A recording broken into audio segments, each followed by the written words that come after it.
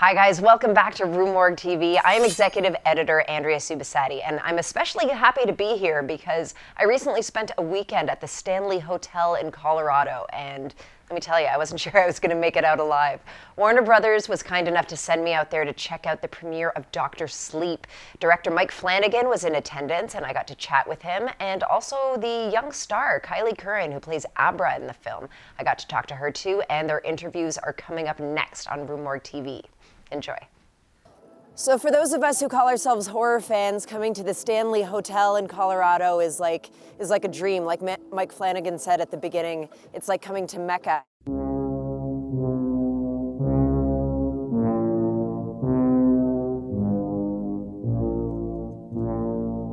I was looking for scares. I'm pretty skeptical. I don't really believe in ghosts, but I was hoping to have the shit scared out of me, and sure enough, it did happen. The first night, I was watching TV in my hotel room, and I was using the remote to change the channels, of course.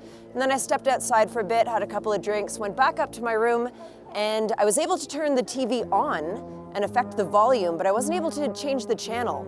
And so I struggled with that for a while. Obviously the remote was working and had batteries because I was able to turn it off and on and affect the volume. I got distracted, I left it alone, I played around on my phone, and then I went to the bathroom, and that's when the TV came back on full blast volume and scared the living shit out of me. So I didn't see any ghosts, but this hotel will fuck with you if you let it, and I recommend it.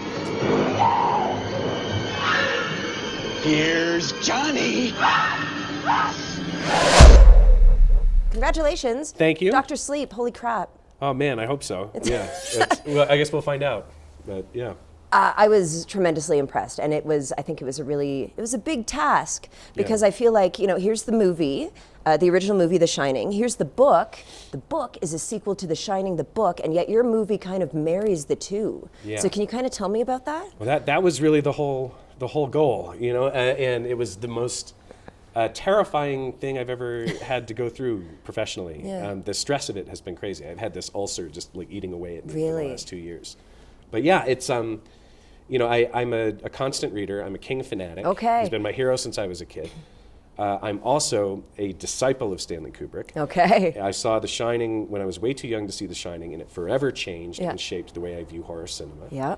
And so when I read Dr. Sleep, I was so in love with this world and these characters and being back in this incredible kind of Stephen King journey of recovery that he was creating in it. But all of the images in my head, as I read the book, were all Kubrick's images. Right. And so for me, it was this marriage that was happening between them, and this kind of tug of war between them, just as a reader when I was reading the story for the first time. Yeah. It always broke my heart that Stephen King didn't like the film. Yes. Because I loved the film.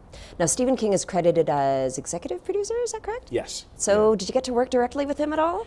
Well, he has a very hands-off approach to his Okay. adaptations, and his thing is, he's got the book. He believes the book is its own thing, and the movie's its own thing. He wants the movie to be yours. He has a lot of approvals, and I wouldn't have made the film if he didn't bless what I wanted to do with The Overlook in particular. Okay.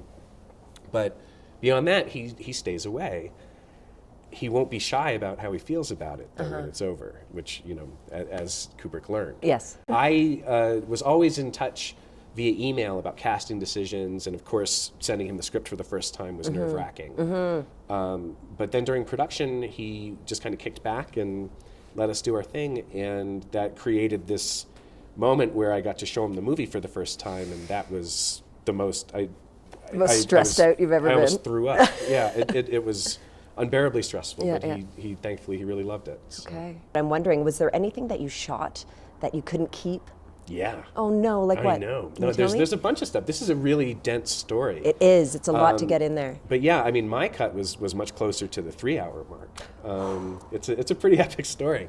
And because it is becoming more of a trend to have longer films, I was really surprised and relieved that the studio let me release the cut that I'm releasing. Okay. I understand how that's daunting for people, especially in a genre that tends to be really light on runtime. Yes. When you're really just delivering scares, an audience can only really take it for about 90 minutes. It can become exhausting or just lose its impact. The scares aren't scary anymore.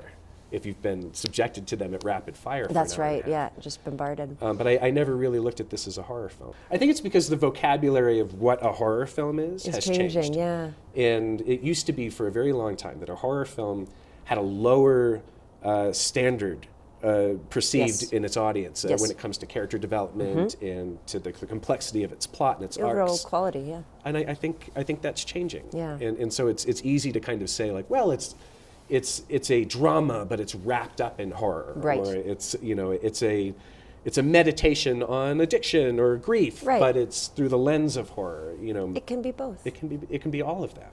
The original Shining film, absolutely perfect, or if you could remake it, would you make a single change? Oh my God. Of course. Well, I would never dare to remake The Shining. for No one way? thing. Okay. No way. But I mean, this was scary enough. That, like, my God. Yeah. No, I wouldn't have the I fortitude wouldn't wish to do that on anyone. I think, and I imagine Stanley Kubrick would say the same thing. I've never met a filmmaker who doesn't believe at the end of the day that there's something they would do differently with one of their films, and I expect he would say the same thing. Okay. But no, I would never dare to remake The Shining. My God, this was scary enough. These empty devils, they'll eat what shines. And they've noticed that little girl. Well, hi there. Get out of my head! Get out! I haven't felt power like that. If you're familiar with horror movies, you know that once you start appearing in horror movies, you can become typecast as something called a scream queen. Is that in your future, do you think? Maybe. I want to play around with a lot of genres. I have to do more sci-fi. I want to do a ton of horror, definitely. Maybe some comedy. I don't know. And what is a dream role in horror you'd like to play? I would love to play a psychotic character. Really? Like an orphan. I would love to play that kind of character or someone crazy. I just think it'd be such a fun challenge. Oh, fantastic. I hope that's coming up for you. Me too. They're coming. Where are we going? There's a place.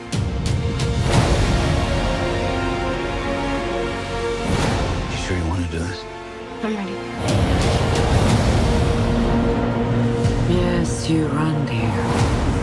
And then I will find you. And you will scream for years.